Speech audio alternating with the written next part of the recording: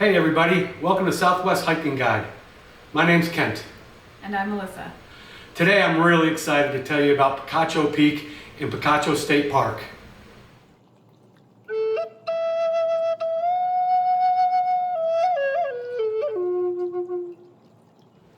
So the hike up to Picacho Peak is a 3-mile out and back.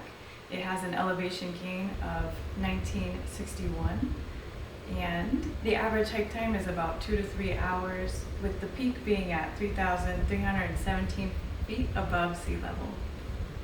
So with just about 2,000 feet of elevation to gain and only 1.5 miles, I think this is a pretty difficult trail.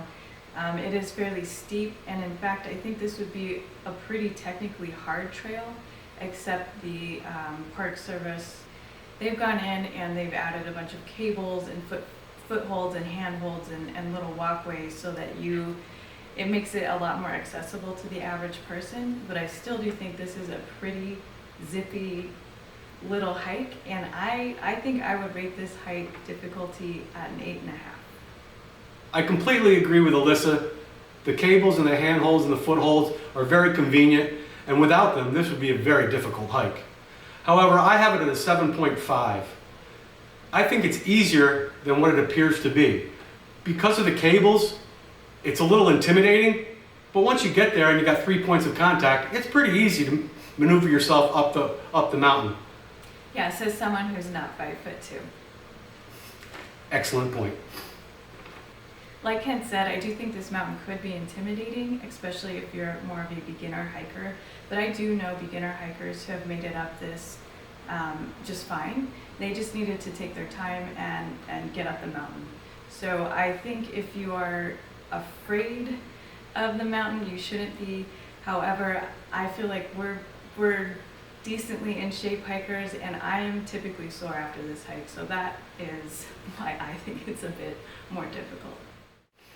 Just like any other hike, this hike requires plenty of water. I recommend 2 liters of water for this hike. Not that long, but the elevation gain is quick. Because Picacho Peak is in a state park, the access is very easy. Remember, you will have to pay a fee to get into the park. The state park is easily accessible off Highway 10 between Phoenix and Tucson. There's plenty of parking at the trailhead, and everything is paved. I rate the access for this hike a 7.5. I'd go a lot higher, but you do have to pay the fee, and you know it's no fun to pay a fee to just a hike. So I rate the access a 9. I think it's super easy to get to. Like Kent said, the Interstate 10 is right there. You basically just turn off the interstate and the parking lot's right there. I would give it a full 10 out of 10, but sometimes the parking, there is a lot of parking if you get there early, but I have seen that lot full, and you do have to end up parking further away from the trailhead. For trail conditions, I give this one a 5. I think it is overall upkept very well by the Park Service.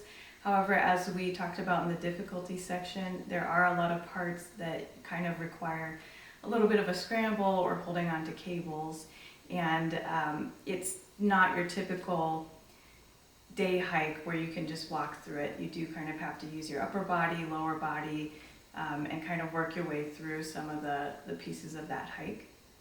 The first part of the hike is a pretty nice, just uphill climb, just a regular hike up. And then you get to a saddle, and then unfortunately you go down. And that is where the cables start to pick up, and where the hike becomes a little bit more, challenging at that point. Yeah, that's a very good description, Alyssa. When you do get to that saddle and then you see you have to go back down, you kind of get a little frustrated at all the elevation gain you're giving up that you already put in, the work to get there. I would recommend bringing a pair of gloves, a light pair of gloves for the cables. Sometimes your hands will get a little worn out because you do have to use your upper body and your lower body on this hike, and it gets a little technical sometimes. I gave the trail conditions a 7.0 because it is well marked, and the cables do help very much. Again, he is talking from somebody who is not 5'2". There are some parts where being shorter is maybe a little bit of a disadvantage just because you can't reach the next step or the next foothold. But overall, I can do it. I've done it a couple times, and it's a really fun hike. Once you complete your journey to the top of Picacho Peak, You'll find beautiful views 360 degrees. Getting to the top is quite an accomplishment, and there's a pretty good feeling when you get there of all the work you did to get up on top. But the views, I only give a 7.0 because you can still see the highway, you can still see railroad tracks.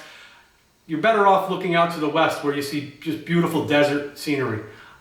I like the views, but I didn't love them. So I disagree a little bit with Kent. I give the views and scenery overall an 8. Even from starting off your hike at the very bottom, Picacho Peak itself is a really cool looking mountain, and you get to enjoy the views all the way up. For the most part, you don't see the highway when you're hiking. Your back's to it or you're behind the mountain, and you get to see and overlook vast amounts of desert, and it's very gorgeous. It's very typical Sonoran desert beauty. Depending on the time of season as well, you may get some wildflowers in bloom. So that it would be a really cool hike to do when the wildflowers are blooming and in season. So for the payoff at the end, there's really not a lot around Picacho Mountain unless you want to go to the truck stop across the road. There's really nothing there. So for the payoff, I mean, I give this a 0. There's not anything special around the area. You're basically gonna have to go back to town and just find your favorite brewery or a coffee shop when you get back in town. Yeah, I'm going to agree with Alyssa. After this hike, it's super satisfying to complete it because you have a sense of accomplishment, and all you want to do is get right down to a nice cup of coffee or a nice cold beer, and there is nothing there. So, you know, choose wisely. You could go down to Tucson and grab something to eat there. You could head back to Phoenix, and the choices are more plentiful. So we hope you gained a lot of information that'll help you on your trip to Picacho Peak and then hike up to the top of the mountain. And if this video was helpful, please do like and subscribe and tune in for our next video. Thank you.